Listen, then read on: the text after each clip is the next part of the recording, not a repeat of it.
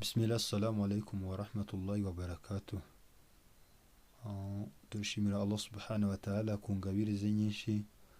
Tumaze iminsi tutabagezaho aya masomo, ariko ku bushake bwa Allah turaza gusubukura, bityo niba ari ubusabe wifuza ko twazagerageza kuganira cyangwa se kwibukiranyaho ku kintu runaka, inshallah utwandikiye muri comment. Turaza no kubashyiriraho hasi nimero mwakatwandikiraho kuri WhatsApp, mwatubaza no ku yandi masomo y'idini tukibukiranya.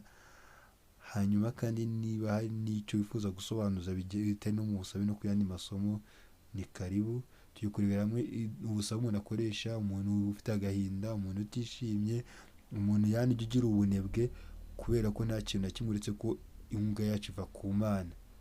Nta n'ikituba uretse ko Imana iba yakigennye, nta n'icyo turindwa uretse ko Imana iba yakiturinze. Bityo inshallah tugiye gutangira kuyiga, mbasaba kwiduha mwagerageza mukageza no ku bandi kugira ngo twese tubone ibyiza. Allahumma amin. Niba turagerageza kuyisubiramo inshallah, kuri screen murayibona, uravuga ngo Allahumma inni. Mbere yuko tuyihuta, iyo uvuze ngo Allahumma inni, uri gusaba Allah ko gutera inkunga, ugahita ukurikiza icyo kintu ugiye kuvuga. A'udhu bika, nyagasani ndagusaba ko undinda, minal hami, nyagasani undinde umubabaro. Umusobanuriye kurwara indwara ngo z'agahinda gakabije, ariko mu dini twebwe igisubizo ngira ngo murakibona. Allahumma inni a'udhu bika minal hami, nyagasani undinde ingorane, wal hazani, nyagasani undinde n'agahinda. Ntabwo ari ibyo ngibyo gusa, wal ajiz, kandi nyagasani undinde kunanirwa, wal kasal, nyagasani undinde n'ubunebwe.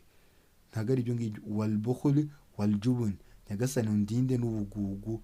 Ubugugu ni ukuvuga ngo ntabwo ari ngo yani Allah kurinde kuba wananirwa kuba watanga sadaka, ariko nanone idini tubwira ngo iki, ntabwo wemerewe gutanga byose ngo ushirirwe, abone gutanga mu rugero. Ako turinde ni iki, n'ubugwari. Ukitwa ubugwari mu dini ni ukugira ubwoba budafite ishingiro, ugasanga ibintu utinya ni ibintu biri aho ngaho. Kuko kugira ubwoba mu dini biremewe, ariko bukagira umupaka, wenda inshallah tuzabisobanura amasomo ari imbere. Tugasaba ko Imana iturinde iki kindi, wadala'i dain wa gharabati rijali, nyagasani turagusaba kuturinda kunanirwa kwishyura imyenda. Abantu bagiye bafite imyenda itandukanye, iyi dua ni igisubizo kuri ibyo bibazo. Imana iturinde kunanirwa kwishyura iki, imyenda, yani wa gharabati rijali, kandi dusaba Imana iturinde no gutsindwa, no kuba twatsindwa cyangwa twahuguzwa n'abantu.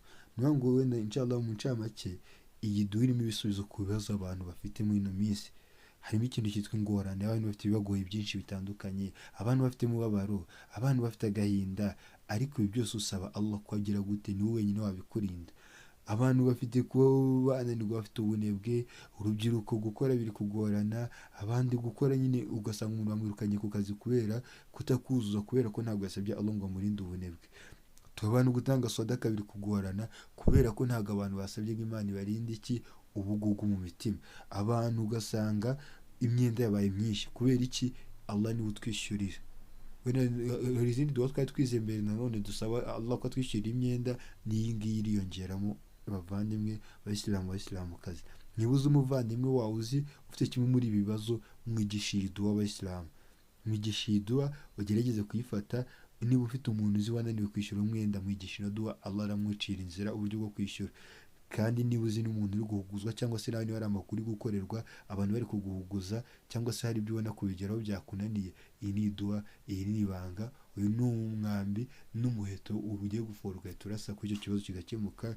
Bityo turafatanya kubisubiramo. Allahumma inni a'udhu bika minal hami wal hazan wal ajiz wal kasal wal bukhli wal jubun wadala'i dain wa gharabati rijali.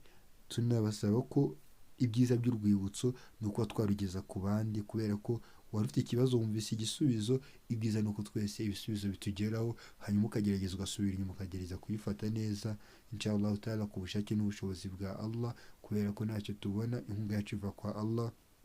Allah niwe murinzi mwiza, niwe muterankunga mwiza, kandi nta muntu ujya wiringira Allah ngo amutenguhe, nta n'uwasaba Allah. Muri hadithi ni Imana sallallahu alaihi wasallam ngo Allah aterwa isoni no kumugaragu yamutakambira amutegeye ibiganza bigasubirayo amara masa. Bityo turasaba Allah ko atwakira ubusabe, aduhe kuba mu bagira ubumenyi ndetse no kubushyira mu bikorwa no kugirirwa akamaro n'ibyo twamenye. Wassalamu alaikum warahmatullahi wabarakatuh.